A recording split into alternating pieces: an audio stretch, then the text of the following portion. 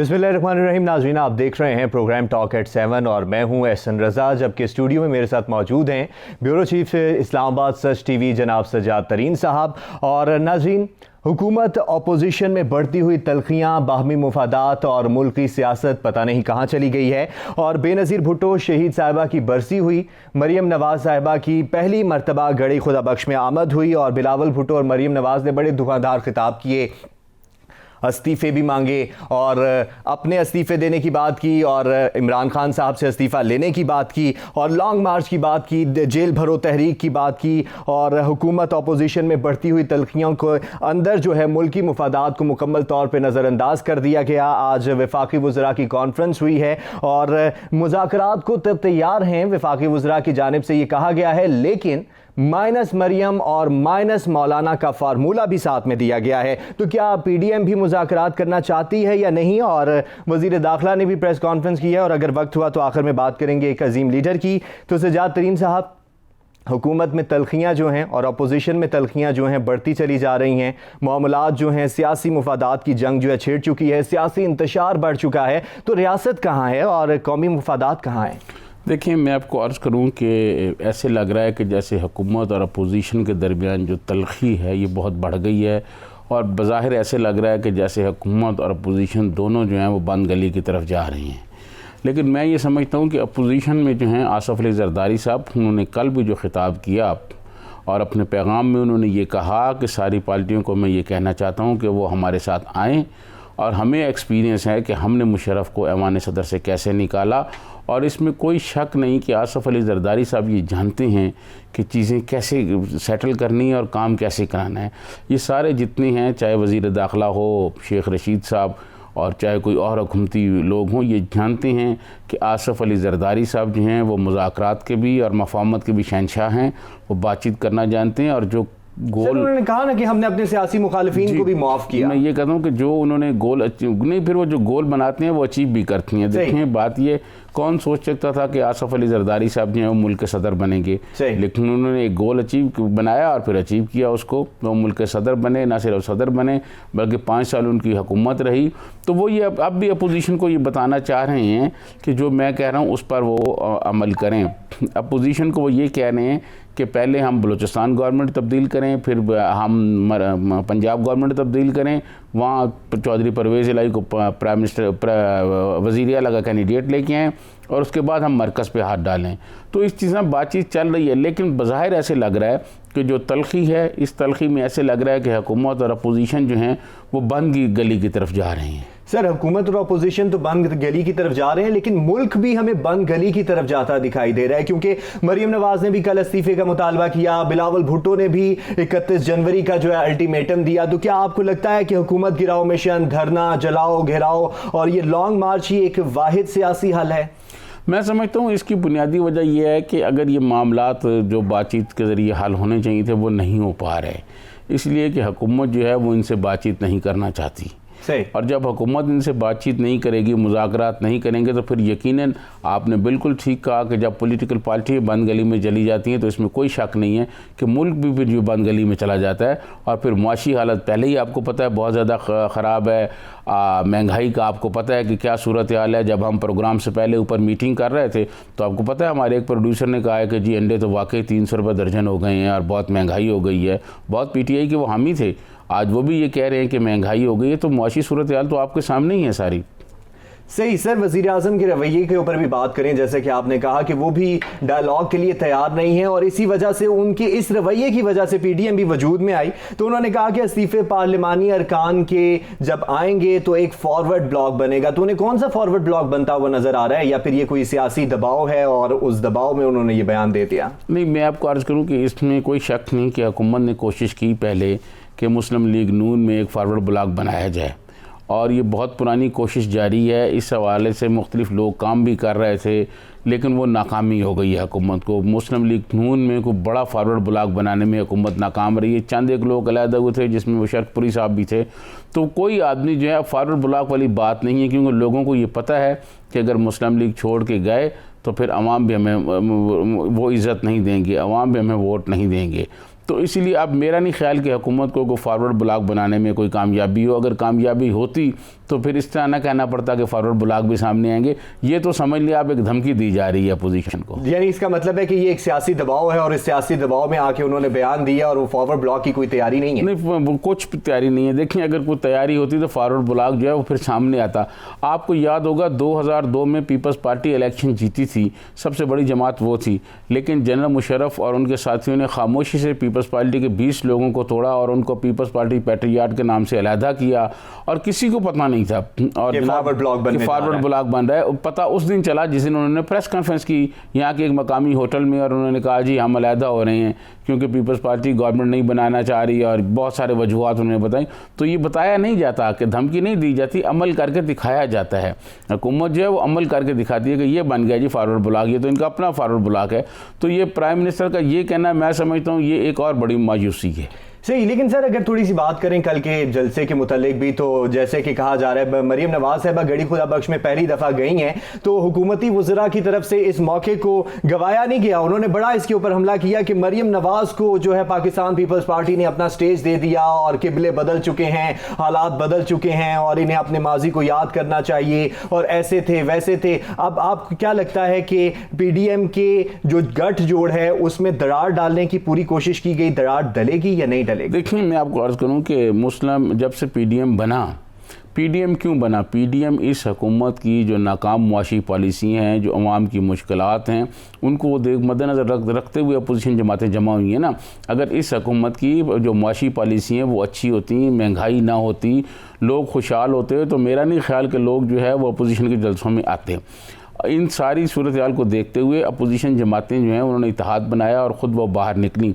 उनको ये ख़दशा पैदा हो गया था कि अवाम जो हैं वो अपोजिशन की सियासी जमातों से मायूस होकर ख़ुद सड़कों पे ना आ जाएं। और मैं आपको एक बात बता दूं कि जब कोई अवाम जो हैं वो लीडरलेस बाहर आती हैं तो उसके नताइज बहुत खौफनाक हो जाते हैं। तो इसीलिए हालात ने अपोजिशन की सारी जमातों एक जगह पर जमा किया, एक इत्तेहाद PDM बन गया और उसके बाद जो है वो हुकूमत के ख़िलाफ़ शुरू हो गए हैं। दूसरी बात, इस इत्तेहाद को तकसीम करने की इन्होंने बहुत सारी कोशिशें की। ये जो आपने बात की कि वज़रा कह रहे हैं कि जी लाड़काना पे जो है वो गड़ी खुदा बख्श में स्टेज जो है वो मरीम को दे दी गई। क्या लाहौर में बिलावल भुट्टो ने नहीं खिताब किया था? क्या गुजरांवाला में बिलावल भुट्टो ने नहीं खिताब किया था? तो वहाँ आकर उन्होंने भी खिताब किए हैं। तो अब ये बात, और दूसरी बात, मोहतरमा बेनज़ीर भुट्टो की कब्र पर या जुल्फ़िकार अली भुट्टो साहब की कब्र पर या बेगम नुसरत भुट्टो की कब्र पर मरीम नवाज़ का जाना क्या फ़र्क पड़ता है? क्या आसफ़ अली ज़रदारी साहब मियाँ नवाज शरीफ की कब्र पर नहीं गए थे?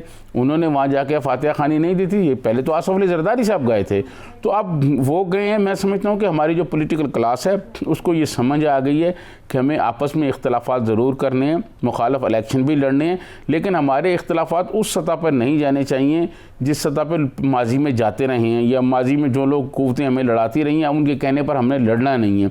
तो मैं समझता हूँ इसकी इब्तिदा मोहतरमा बेनज़ीर भुट्टो और मियाँ नवाज शरीफ के दरमियान जो मिसाक जमहूरियत हुआ था, ये उसकी समझ ले। मैं समझता हूँ कि अगली सीढ़ी है अब मरीम नवाज़ और बिलावल भुट्टो जरदारी के दरमियान ये बात। बीबी शहीद को नून लीग पर कभी ऐसा एतबार नहीं रहा कि वो मुकम्मल तौर पे एतबार करके उनके साथ चलती रहें?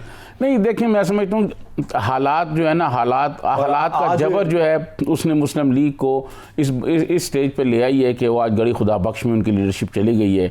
अब उनको समझ आ गई है कि हालात उस तरह नहीं है जिस तरह हम समझ रहे थे, और आज उनको ये भी एहसास हो रहा है को मरीम साहब और बिलावल भुट्टो साहब मिलकर ख़त्म करना चाह रहे हैं, आगे बढ़ना चाह रहे हैं। आप देखें कि वहाँ खड़े होकर मरीम नवाज साहबा ने ये बात की कि जनाब जो आइन तोड़ देता है उसको माफ़ कर दिया जाता है, सियासतदानों को फांसी होती है, तो फांसी तो भुट्टो साहब को हुई है। और जब भुट्टो साहब को फांसी हुई है उस वक्त मियाँ नवाज शरीफ और उनका ख़ानदान जो है वो ज़िया-उल-हक़ के बहुत करीबी लोगों में शामिल था। और उसके बाद मिठाइयाँ भी तक़सीम की गई थी जब उनको फांसी हुई थी और जब मार्शल आग लगा था। बिल्कुल, और उनके दादा हजूर ने तो 3 दिन तक लोगों को खाना भी खिलाया था मियाँ शरीफ ने। लेकिन ये है, ये माजी की बात नहीं है। अब दोनों लीडरशिप, दोनों जानिब की लीडरशिप जो है उसको दफन करके आगे बढ़ना चाहती हैं। अब वो ज़ाहिर है उनका आगे बढ़ना जो है वो हुकूमत को पसंद नहीं है, फिर हुकूमती वज़रा जो हैं इस पर मुख्तलिफ तनकीद तो करेंगे ना। सही। तो सर लॉन्ग मार्च का भी इंदिया दिया गया है इस जलसे के अंदर, तो क्या आपको लगता है कि लॉन्ग मार्च होने जा रहा है, इस्तीफे बाद में होंगे, लॉन्ग मार्च पहले होगा? और जो इम्पोर्टेंट बात यह है कि क्या अवाम भी इस लॉन्ग मार्च में निकलेंगे या फिर जिस तरह की आज़ादी मार्च हुआ था और मौलाना का जो पहले हाल हुआ था कुछ इस तरह का सिनेरियो क्रिएट हो जाएगा? देखिए मैं आपको अर्ज करूं, मौलाना का पहला जो मार्च था वो भी कोई नाकाम मार्च नहीं था, बड़ा कामयाब मार्च था। लेकिन सर वज़ीर आज़म साहब तो अभी कह रहे हैं ना कि अगर आप एक हफ्ता हमें दें धरना तो हम आपको इस्तीफा दे देंगे। देखिए मैं आपको अर्ज करूं कि वो एक हफ्ता से ज़्यादा धरना दे देंगे। देखिए मैं आपको अर्ज करूं, उसमें जो एक बड़ी पार्टी है वो पीपल्स पार्टी शामिल है। पीपल्स पार्टी के लोगों ने ज़िया-उल-हक का मुकाबला किया है। कोड़े, फांसी और तशद्दुद, उस वक्त तो भुट्टो के नाम लेने पे 10 कोड़े मार दिए जाते थे। ये वो पार्टी है और इसके लिए ये धरना देना और ये तरीक़ें चलाना कोई मसला नहीं है।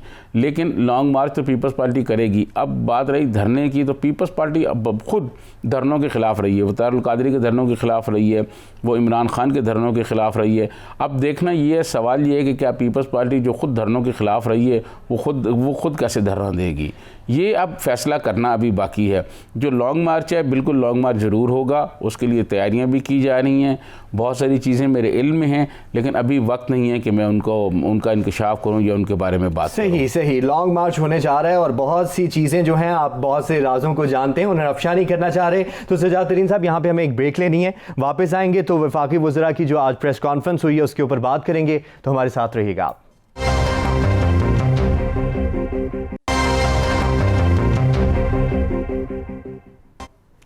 वेलकम बैक नाज़रीन। प्रोग्राम में पहले बात हो रही थी वक्फे पे जाने से पहले कि क्या धरना होने जा रहा है और हुकूमत का क्या रद्द-ए-अमल होगा और अपोजिशन का क्या रद्द-ए-अमल होगा और कितनी तल्खियाँ बढ़ चुकी हैं और किस तरह से इन तल्खियों को कम किया जाए ताकि मुल्क की मुफादात और मुल्क की सालमियत को किसी किस्म का ख़तरा ना हो। आज वफाकी वज़रा ने प्रेस कॉन्फ्रेंस की है तो उसके ऊपर बात करेंगे। तो सजाद तरीन साहब, वफाकी वज़रा ने आज प्रेस कॉन्फ्रेंस की है और माइनस मरीम नवाज़ और मौलाना फजल रहमान का फार्मूला दे के उन्होंने मुज़ाकरात की तैयारी की हामी भर ली है, लेकिन पीडीएम तो पहले भी मुज़ाकरात के लिए तैयार नहीं थी। अब कैसे हो सकती है, क्योंकि मौलाना फजल रहमान तो पीडीएम के सरबराह हैं।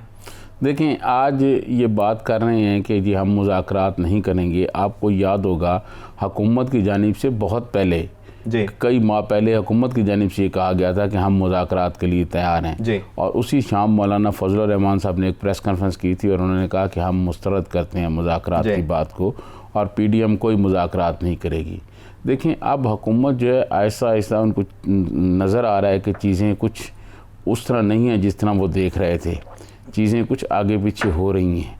तो जब चीज़ें आगे पीछे हो रही हों तो फिर हुकूमत जो है ये मुज़ाकरात का एक समझ लें गेम या खेल शुरू करती है कि जी मुज़ाकरात करें, हम इनसे नहीं करेंगे, इनसे करेंगे। मैं ये समझता हूँ कि मौलाना फजल रहमान जो है बहुत ज़ीरक सियासतदान है। 1988 से वो सियासत में मौजूद हैं और किसी तरह किसी असम्बली में वो रहे हैं और किसी न किसी सरकारी ओहदे पर भी रहते हैं। मुख्तलिफ़ हुकूमतों में जो है वो अपना मुख्तलिफ बड़ी जो सरकारी ओहदे हैं उन पर रहे हैं, कश्मीर कमेटी के चेयरमैन रहे हैं। तो ये कहना कि जी हम मौलाना फजल रहमान से मुज़ाकरात नहीं करेंगे और फिर ये कहना कि जी हम मरीम नवाज़ से नहीं करेंगे, ये सबको पता है, आपको भी नज़र आ रहा है, मुझे भी नज़र आ रहा है कि मुस्लिम लीग नून में अगर कोई लीडर है या बतौर लीडर अमर्ज हो रही है कोई शख्सियत तो मोहतरमा मरीम नवाज़ साहिबा है। मरीम नवाज़ साहिबा बतौर लीडर जो है अमर्ज हो रही हैं। मरीम नवाज़ साहिबा को आप बाहर रख के या मौलाना फजल रहमान को आप बाहर रख के आप किस तरह मुज़ाकरात कर सकते हैं? क्या आप पास पर्दा पीपल्स पार्टी से जो बात कर रहे हैं उसका ऐलान कर रहे हैं कि जी हम उनसे मुज़ाकरात नहीं करेंगे?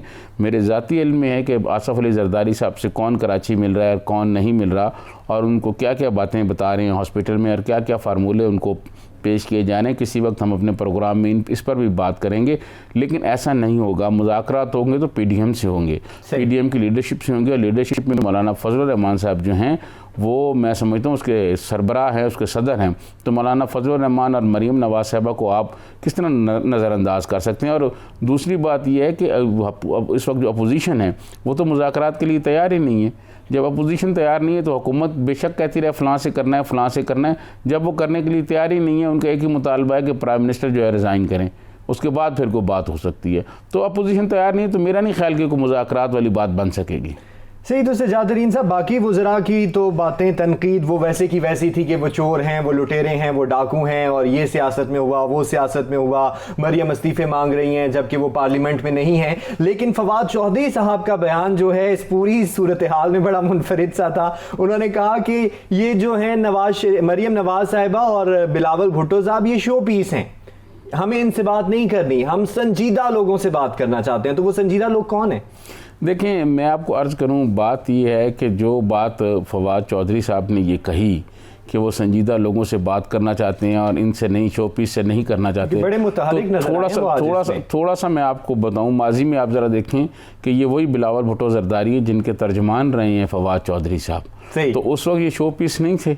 सही। या तो ये फिर उस टाइम तो उनके तर्जुमान थे ना, तो फिर उस वक्त या तो फिर कौम के सामने ये गलती मान लें, तस्लीम कर लें। हमारे मुल्क में गलती तो कोई नहीं मानता ना अपनी, ये तस्लीम कर लिया जाए कि जी वो मेरा फ़ैसला गलत था और मुझे पता नहीं था, मुझे अब पता चला है कि ये शो पीस थे इसलिए मैं छोड़ के आ गया हूँ। आप तो खुद उनके तर्जमान रहे हैं आज, और उस वक्त आप फ़ख्र करते थे उनके तर्जमान रहने पर, आज आप उनको शो पीस कह रहे हैं। तो ये इस तरह नहीं होता। लोगों को रिकॉर्ड पता है, रिकॉर्ड पर चीज़ें मौजूद हैं। आजकल तो कैमरे की आँख हर चीज़ देख रही है, और शेख रशीद साहब बताते हैं कि कैमरे की आँख हर चीज़ देख रही है। लेकिन सर, संजीदा लोगों की बात की है, नाम नहीं दिए उन्होंने। आपको क्या लगता है कि कौन से ऐसे लोग उनकी नज़र में हैं जो संजीदा हैं? देखें, हुकूमत जो है, आप बार बार पूछ रहे हैं तो मैं कुछ आपको बता दूं, हुकूमत जो है वो भरपूर कोशिश कर रही है, और पस पर्दा कुछ और इदारे, कुछ और क़ुव्वतें भी जो हैं वो पस पर्दा ये कोशिश कर रही हैं कि पीपल्स पार्टी को PDM से तोड़ा जाए, पीपल्स पार्टी को PDM से अलहदा किया जाए, और PDM का जो लॉन्ग मार्च है उसमें पीपल्स पार्टी शामिल ना हो, इस्तीफ़ों के मामले पर पीपल्स पार्टी शामिल ना हो। लेकिन मैं आपको सच्ची बात बता दूं, अगर पीपल्स पार्टी के साथ ये मामला भी तय हुए तो पीपल्स पार्टी भी इस बात पर तो नहीं मामला तय करेगी कि जी ठीक है प्राइम मिनिस्टर इमरान खान ही रहें और हम उनको सपोर्ट करते हैं। पीपल्स पार्टी का भी यही बात होगी, जी आप इलेक्शन कराएं, और इलेक्शन के बाद, शफाफ इलेक्शन के बाद जो पार्टी इक़्तिदार में है हुकूमत उसके हवाले कर दें। पीपल्स पार्टी का भी पस पर्दा कोई और मुतालबा अगर होगा, और या आप ये समझ लें कि अगर बाकी जमातों ने रिज़ाइन कर दी और पीपल्स पार्टी ने ऐवान से रिज़ाइन ना किए, तो मैं समझता हूँ पीपल्स पार्टी जो है वो तनहा रह जाएगी। तो शायद पीपल्स पार्टी भी सोच समझ के अपने कार्ड्स खेलेंगी, ऐसे नहीं खेलेंगी। सजादरीन साहब, इस वक्त अब्बास आफरीदी मुस्लिम लीग नून के रहनुमा हमारे साथ मौजूद हैं। सर अब्बास साहब, बहुत शुक्रिया आपका वक्त देने के लिए। सर, पूरी सिचुएशन से आप बाखबर हैं, और आज वफाकी वज़रा ने जो मुज़ाकरात की बात की है तो उन्होंने मरियम माइनस का फार्मूला दिया है, मौलाना साहब को भी माइनस किया है उन्होंने। लेकिन आपसे बिलखुसूस मैं जानना चाहूँगा कि PDM का क्या लाहे अमल होगा, और बिलखुसूस मुस्लिम लीग नून का क्या लाहे अमल होगा, क्योंकि मरियम माइनस की बात हो रही है। ऐसा है कि अफसोस से कहना पड़ता है, इमरान खान साहब ने एक दिन कहा था कि इन पार्टियों में जागीरदारा निजाम है। अगर मैं अपने वो एक कुत्ते का नाम लिया था, बोल्टो लिया था, बल्लू लिया था, कि अगर मैं उसको बोलूं उठो तो उठेंगे, तो बैठेंगे बैठेंगे। पार्टी में ऐसा नहीं होता, हर एक को अपनी बात करनी चाहिए। तो मुझे नहीं पता कि आज ये मिनिस्टर बैठे तो क्या राय दे रहे थे। इनके अगर अपने दिल पे हाथ रखे तो तब इनको, कल के तो ये कह रहे थे कि कुछ नहीं होगा, आज ये कह रहे हैं कि मरियम और बिलावल से बात नहीं कर रही, ये किस तरह लीडर बन गए। तो कोई इनसे पूछे, ये कह रहे थे कि उनके वालिदैन खर्चा उठाते हैं, तो ये इनके तो वालिदैन भी खर्चा नहीं उठाते, हमारे सिटिंग प्राइम मिनिस्टर के, इनके तो दोस्त उठाते हैं, इनके तो फ्रंट मैन उठाते हैं, इनके तो कमीशन एजेंट उठाते हैं, इनका तो ये तबाही और महंगाई तूफान आया है, करप्शन का एक बाजार करा, इनका खर्चा तो जहांगीर तरीन उठाता था, इनके खर्चे तो सारे ATM उठाते हैं। तो ये कौन सी बात कर रहे हैं कि खर्चा, मुझे बताएं जिसका बिजनेस नहीं हो और लाखों के इतने घरों में रह रहा हो, इतना स्टाफ हो, एक बिस्किट आते हो बाहर मुल्क से उनके कुत्तों के लिए लाखों रुपए उनका खर्चा हो, और उनके मिनिस्टर बैठ के टीवी पे ये बातें करते हो। अजीब बात है, अब्बास खूब बनाया जा रहा है। अब्बास आफरीदी साहब ये बताएं कि मुस्लिम लीग नून और PDM और हुकूमत के दरमियान जो तलखी पैदा हो गई है, इसको कैसे कम किया जाए? तलखी जो सिटिंग गवर्नमेंट होती है उसकी रिस्पॉन्सिबिलिटी होती है कि वो अपने अल्फाज का चुनाव सही करे। इन्होंने एक कंटेनर पे बैठ के जिन अल्फाज का चुनाव किया, और आज फिर माशरे में जो बद इखलाकी बदतमीजी पैदा की, आज इनके मिनिस्टर जो अल्फाज इस्तेमाल कर रहे हैं, अगर इनका ख्याल होगा कि ये ईंट मारेंगे तो दूसरी तरफ से पत्थर ही आएगा। अगर इनका ख्याल था कि नेब से और बाकी महकमों से हम बैठे हुए हैं और सबको दबा के हम हुकूमत में आ गए और हम पाकिस्तानी कौम को तबाह बर्बाद कर लेंगे, हुकूमत में बहुत आना। शुक्रिया अब्बास आफरीदी साहब आपका मौक़िफ़ देने का। सज्जाद तरीन साहब, जैसे कि उन्होंने भी बात की कि ये हुकूमत की जिम्मेदारी बनती है कि वो पहला कदम उठाए और मुफाहमत की, मुज़ाकरात की बात करे, लेकिन आज आपने उनके भी देख लिया कि उन्होंने तो फिर माइनस का फार्मूला दिया। इसका मतलब है कि वो भी मुज़ाकरात के लिए तैयार नहीं है।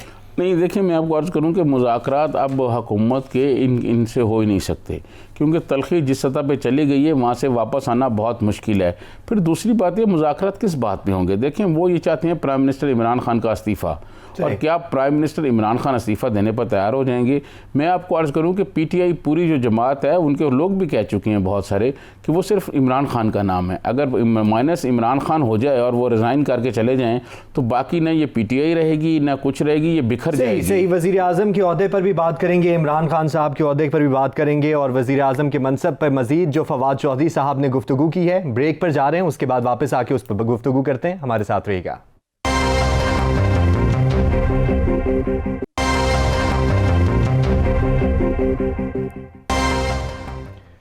नाज़रीन, ब्रेक से पहले बात हो रही थी वफाकी वज़रा की प्रेस कॉन्फ्रेंस के ऊपर और फवाद चौधरी के बयानात के ऊपर, जो कि दिन ब दिन बड़े दिलचस्प होते चले जा रहे हैं, और उनके वज़ारत उज़्मा के मनसब के ऊपर भी बात हुई। तो सज्जाद तरीन साहब, फवाद चौधरी साहब ने वज़ारत उज़्मा के ऊपर एक और बयान भी दिया हुआ है, और उन्होंने कहा कि वज़ारत उज़्मा शो पीस की तो बात की उन्होंने, साथ ही उन्होंने कहा कि वज़ारत उज़्मा कोई इंटर्नशिप नहीं है कि हम इसको देते रहें, लोग इसके ऊपर आके सीखते रहें, कभी एक बच्चे को बिठाएं, कभी दूसरे बच्चे को बिठाएं। लेकिन मैं इस तरफ निशानदेही भी कराना चाहता हूं कि कुछ दिन पहले वज़ीर आज़म पाकिस्तान इमरान खान साहब ने, जो कि उनके पार्टी के लीडर हैं, उन्होंने कहा कि जब हमने वज़ारत उज़्मा संभाली और ये जितने भी वजारतें हैं हमारे पास आई, हम हुकूमत में आए, तो हमें तो पता ही नहीं था कि कैसे करना है, क्या करना है। 6 महीने लग गए हमें समझने में, और हमारे जो इशारे थे, हमारी जो रिपोर्ट्स थी, आती कुछ थी, होता कुछ था। तो हमें समझ के आना चाहिए था, सीख के आना चाहिए था।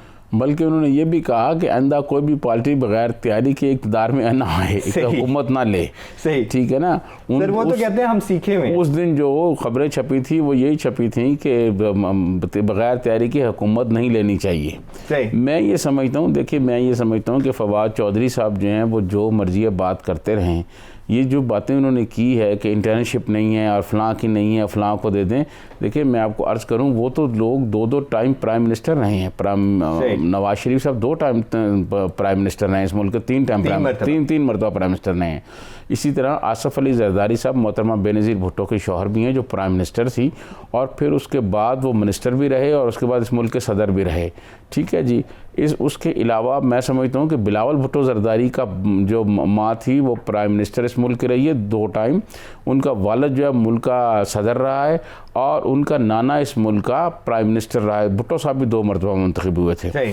तो ये उनके बारे में ये बात करना कि जिन्होंने आंख खोली और उनके घर इंटरनेशनल सियासत हो रही थी, लेकिन ये क्या बात कर रहे हैं? मैं समझता हूँ कि इस वक्त फवाद चौधरी साहब जो है हमारे दोस्त हैं, बहुत प्यारे आदमी हैं, लेकिन वो कहते हैं जी इन्होंने तो कभी किताबें भी नहीं पढ़ी, ये तो डायरेक्ट ही पहली नौकरी वजीर आजम की करना चाहते हैं, और इन्हें तमीज़ भी नहीं है वजीर आजम का नाम किस तरह से लेना है। बल्कि उन्होंने तो ये भी कह दिया कि परवेज़ मुशर्रफ साहब तो 3 जंगें लड़ चुके हैं, उनका भी बड़ी बदतमीज़ी से नाम लिया गया। ये वही हैं कि अगर माजी में जाके देखा जाए तो ये भी इसी तरह के नाम लेते थे, और देखा जाए तो इस तरह की सियासत की तो दाग बेल इन्होंने खुद डाली।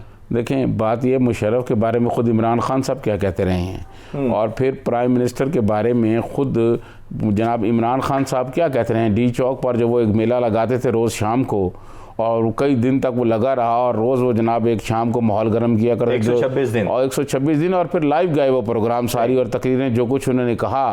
अभी आप एतराज़ कर रहे हैं, फिक्र ना करें, अभी जो आप कहते रहे हैं, अभी अगले आप देखिएगा, अगले मेरे ख्याल 2 से 4 हफ्तों में आप देखिएगा और बहुत सारी चीज़ें सामने आएंगी, और बहुत सारी चीज़ें जब सामने आएंगी तो फिर ये वज़रा फवाद चौधरी साहब जैसे लोग जो हैं वो और नई बातें निकाल के लाएंगे। सही सर, वक्त आने पर पता चल जाएगा। सर, हमने सियासत पे भरपूर बात की और PDM की और आज की वफाकी वज़रा की प्रेस कॉन्फ्रेंस की, तो मैं चाहता हूं कि थोड़ी सी बात हो जाए एक अजीम लीडर पर। तो 21 जून 1953 को भुट्टो ख़ानदान में एक सितारा रोशन हुआ और उसका नाम बेनज़ीर रखा गया, और फिर वो सितारा दुनिया में इतना रोशन हुआ कि पूरी दुनिया तक उसकी चमक धमक फैल गई और वो वाकई ही बेनज़ीर रहा। तो सर, ये जानना चाहूँगा आपसे कि 13 साल बीत चुके हैं बीबी को हमसे गुजरे, उनके जाने से सियासत में एक फुकदान आया, और आज आपको क्या लगता है कि 13 साल गुजर जाने के बाद भी वो खला पूरा हो सका है? देखिए, मैं आपको अर्ज़ करूं, बात यह है कि एक दफ़ा अब मैं ख़िलाफ़ पे आता हूँ, पहले मैं उनकी शख्सियत पे ज़रा बात करूँ। एक दफ़ा मैं फ़रतुल्लाह बाबर साहब का इंटरव्यू कर रहा था, तो फ़रतुल्लाह बाबर साहब ने एक बात कही। उन्होंने कहा जब बेनज़ीर भुट्टो पैदा हुई तो पाकिस्तान उनकी पहचान था, लेकिन जब वो शहीद हुई तो वो पाकिस्तान की पहचान थी दुनिया भर में, कि लोग जानते थे कि ये बेनज़ीर भुट्टो हैं और ये कौन है। तो दुनिया भर में उनकी अपनी एक पहचान थी और उसकी वजह से पाकिस्तान की भी पहचान थी। मोहतरमा बेनज़ीर भुट्टो का जो खिला वाली बात आपने की, मैं समझता हूँ वो शायद कभी तक, मेरा नहीं ख्याल कि कोई क़यामत तक पूरा हो सकेगा। वो एक बहुत मुख्तलिफ़ किस्म की लीडर थी और उन जैसा लीडर आना बहुत मुश्किल है। मैं समझता हूँ जुल्फ़िकार अली भुट्टो का भी खिलाफ पुर नहीं हुआ, लेकिन मोहतरमा बेनज़ीर भुट्टो ने जुल्फ़िकार अली भुट्टो से ज़्यादा स्ट्रगल की। मोहतरमा बेनज़ीर भुट्टो की 35 साल स्ट्रगल है और उनकी 35 साल जदोजहद में 2 छोटे छोटे इक़्तिदार हैं उनके पास, एक 18 महीने का, एक 2.5 साल का। उसके बाद मैं समझता हूँ बाकी सारी ज़िंदगी जो है उनकी उसी तरह गुजरी जिस तरह उन्होंने जेलें और स्ट्रगल और जद्दोजहद इंसानी। लेकिन सर आखिर में तो वो कामयाब ठहरी और उन्होंने कहा कि जमहूरियत जो है बेहतरीन इंतकाम है, क्योंकि अगर देखा जाए जुल्फ़िकार अली भुट्टो साहब की शहादत के बाद से लेकर बीबी शहीद की शहादत तक, तो जब भी वो सड़कों पर आई अवाम का एक हजूम था और बहुत कम ऐसे लीडर होते हैं कि अवाम उनके लिए निकलती है और ठाठे मारता हुआ समंदर जो है उसकी ज़ुबान पर एक ही आवाज़ होती है कि बेनज़ीर आ गई। देखें, मैं आपको अर्ज़ करूँ, पाकिस्तान की पॉलिटिकल हिस्ट्री में जो जलसे मोहतरमा बेनज़ीर भुट्टो ने किए हैं, के दौर में हो, किसी भी दौर में हो, ज़िया-उल हक जिंदा थे जब मोहतरमा ये आई थी 10 अप्रैल 1986 को, जो मोहतरमा बेनज़ीर भुट्टो ने लाहौर में जलसा किया था, उस तरह का तारीख़ में दोबारा शायद जलसा ना हो सके। वैसे लग रहा था कि शायद पूरा पाकिस्तान ही जो है वो आ गया है वहाँ जलसे में। मोहतरमा बेनज़ीर भुट्टो की बहुत जदोजहद थी, बहुत कुछ उन्होंने मतलब अपनी ज़िंदगी में सीखा और उनको देखकर बहुत सारे लोगों ने सीखा। वो पाकिस्तान के लिए बहुत कुछ करना चाहती थी और उनका एक वो जो जुमला आपने खुद ही दोहराया कि वो कहती थी कि जमहूरियत बेहतरीन इंतकाम है। ये वो उसी जमहूरियत और उसी आइन के नतीजा है कि एक जुल्फ़िकार अली भुट्टो के बनाए हुए आइन ने एक आमिर को सज़ा दी, बेशक उस पर अमल दरामद हो सका नहीं हो सका, ये एक अलहदा बात है। फिर वही आइन है और वही जमहूरियत जदोजहद है कि आज जुल्फ़िकार अली भुट्टो के जो मुखालफ हैं, मोहतरमा के जो मुखालफ रहे हैं और पता नहीं क्या कुछ मोहतरमा के बारे में कहते रहे, आज उनकी कब्रों पे जाकर फूल चढ़ाते हैं। मैं समझता हूँ इससे बड़ी और मोहतरमा की कामयाबी क्या हो सकेगी। लेकिन सर बहुत बड़ी कामयाबी एक सवाल जो है वो अभी भी तशना है कि बेनज़ीर भुट्टो साहिबा के कातिलों को नहीं पकड़ा जा सका, बेनकाब नहीं किया जा सकता। पीपल्स पार्टी के दौर पे भी, पीपल्स पार्टी हुकूमत के ऊपर भी ये बहुत बड़ा सवालिया निशान है, क्योंकि 5 साल वो भी दौर इख्तिदार में रहे, आज तक बेनज़ीर के कातिलों को नहीं पकड़ा जा सका। शायद पकड़ लिया जाए तो जो उनके गम में लाखों लोग निढाल हैं, अफसुर्दा हैं, उनके दुखों पर मरहम हो। देखें, मैं आपको अर्ज़ करूं कि एक जो बेनज़ीर भुट्टो के कातिलों को जो पकड़ा गया था वो तो कोर्ट से उनको सबको मेरे ख्याल ज़मानतें होंगी, रिहा हो गया वो कोर्ट से। तो दूसरी बात यह है कि जिन लोगों को इल्ज़ाम लगा के पकड़ा गया था, बाकी इस किस्म की जो साजिशें होती हैं वो मेरा नहीं ख्याल कि कभी दुनिया में बेनकाब हों, चाहे कैनेडी की हो, चाहे लियाकत अली ख़ान की हो, चाहे मोहतरमा बेनज़ीर भुट्टो की हो, या इसी किस्म के और बहुत सारे लोग हैं। ये इनकी जो ऐसी जो साजिशें की जाती हैं वो ऐसे इतनी ज़बरदस्त तरीके से की जाती हैं कि वो कामयाब भी होती हैं और बेनकाब भी नहीं होती। पाकिस्तान में बहुत सारी ऐसी, आज देखें वो ज़िया-उल हक जो था जिसने मुल्क का आइन तोड़ा और अपना नाम आइन में शामिल किया, उसका जहाज़ जो है वो जहाज़ चला दिया गया, जिनके खिलाफ ऐसी साजिशें की जाती हैं कि वो दुनिया कभी भी ना जान सके कि हुआ क्या। हम तो बस दुआ गो हैं कि पाकिस्तान के हालात बदलें और हालात पाकिस्तान की अच्छाई की तरफ जाएं, पाकिस्तान तरक्की करे। आज के लिए इतना ही। पाकिस्तान जिंदाबाद। अपना ख्याल रखिएगा। अल्लाह हाफ़िज़।